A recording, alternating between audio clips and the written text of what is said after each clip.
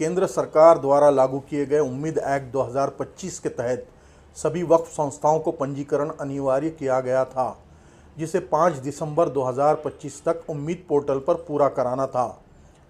हालांकि पोर्टल पर बार बार तकनीकी दिक्कतें सामने आने से महाराष्ट्र की हज़ारों वक्फ संस्थाएं समय पर पंजीकरण नहीं कर सकी।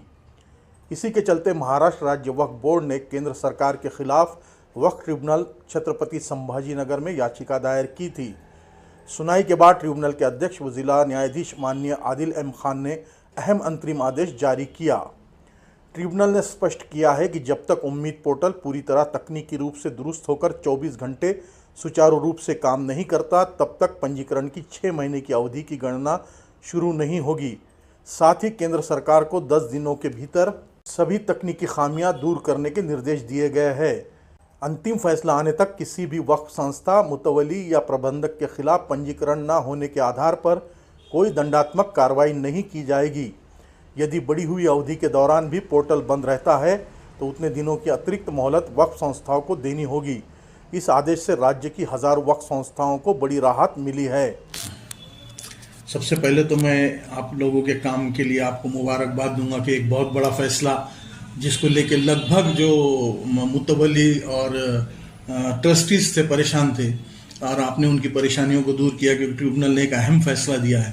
आप उसको किस नज़रिए से कैसे देखते हैं? नहीं, जितना पीरियड हमको मिला था और जो तंजीमें इसके ताल्लुक से जैसा अवेयरनेस वगैरह में जो देरी हुई थी, उसमें फिर भी हम आखिरी में पूरे रियासत की 85% तक हम रजिस्ट्रेशन कर चुके थे।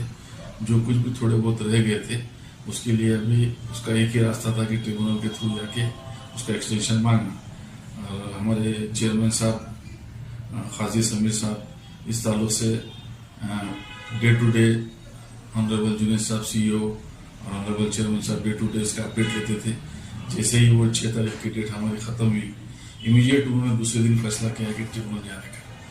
और पहले से हमारी तैयारी थी कि भी जो रह गए उनके लिए ट्रिब्यूनल जाना है, तो बिना देरी किए हुए हम ट्रिब्यूनल में जाने की तैयारी कर लिए। और वक्फ एप्लीकेशन 130/225 हमने ट्रिब्यूनल में लगा दिए।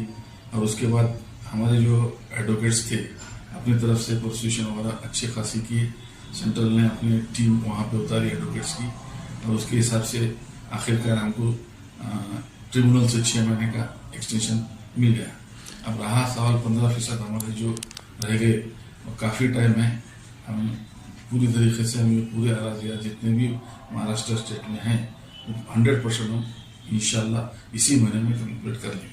ये फैसले का असर क्या और मतलब पूरे हमारे देश पे पड़ेगा? जो बाकी भी अलग अलग स्टेट के जो वक्फ है, क्या ये इस फैसले का असर उन पे पड़ सकता है? कुछ रियासतें तो पहले राजस्थान और कुछ ऐसे रियासतें थे जो पहले ट्रिब्यूनल में गई थी, उनको तो एक्सटेंशन मिला था 3-3 महीने का।